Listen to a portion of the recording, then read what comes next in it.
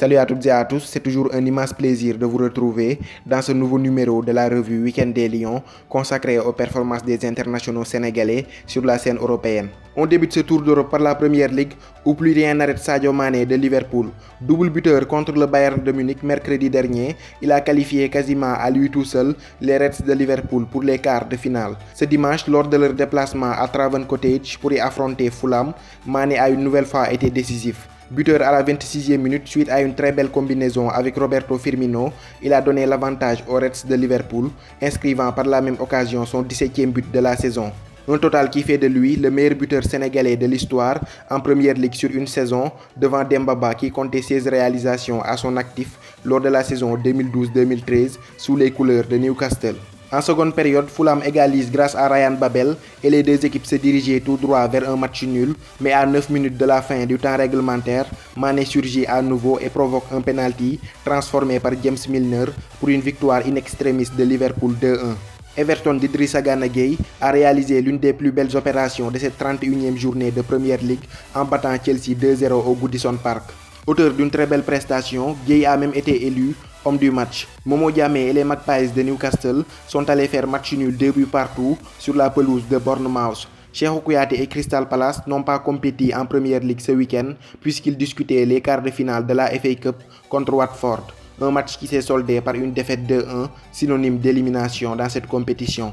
On quitte l'Angleterre pour la Turquie, où 4 internationaux sénégalais se sont illustrés lors de la rencontre qui opposait Bursaspor à Galatasaray. Bursaspor a aligné dans son 11 de départ Henri Saivet, Stéphane Badji et Diafra Sakho. Du côté de Galatasaray, Mbaye Diagne et Pape Alioune Ndiaye étaient aussi de la partie. À la 15e minute, c'est Diafra Sakho qui ouvre le score pour Bursaspor, marquant par la même occasion son 3e but en Super League cette saison. À la 42e minute, c'est son compatriote et partenaire en club Henri Saivet qui double la mise pour Bursaspor.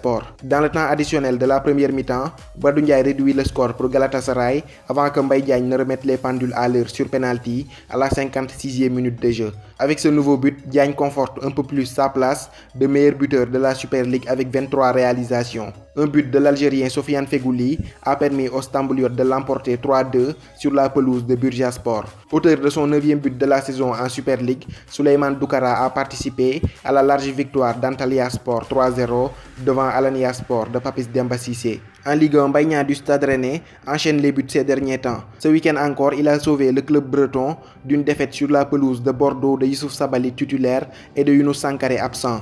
Il a égalisé à la 92e minute, permettant ainsi au Stade Rennais d'arracher un nul inespéré. L'international sénégalais porte désormais son compteur à 6 réalisations en Ligue 1 Conforama. Son compatriote Ismaïla Sarr a aussi pris part à cette rencontre. Edouard Mendy du Stade de Reims a bouclé son 12e match sans concéder le moindre but lors de la victoire de son club Reims 1-0 à domicile devant le FC Nantes.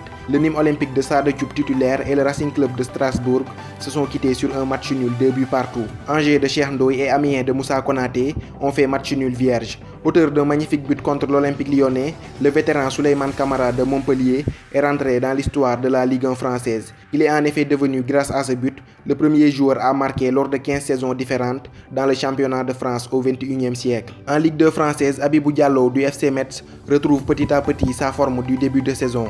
Buteur grâce à un superbe coup de tête, il a participé au festival offensif des Messins 3-0 sur la pelouse de Niort. Avec 19 réalisations à son actif en Dominos Ligue 2, il est désormais à une seule longueur du meilleur buteur Gaëtan Charbonnier. Au Danemark, Dam Doy a planté son 15e but de la saison en Super Ligue 1 lors du facile succès de son club 3-1 à Copenhague devant Hobro. Avec ce nouveau but, il est toujours en course pour le titre de meilleur buteur du championnat danois. En Serie A italienne, malgré un joli but de Babacar Khouma sur une frappe de 18 mètres, Sassuolo s'est incliné 5-3 à domicile devant la Sampdoria de Gênes.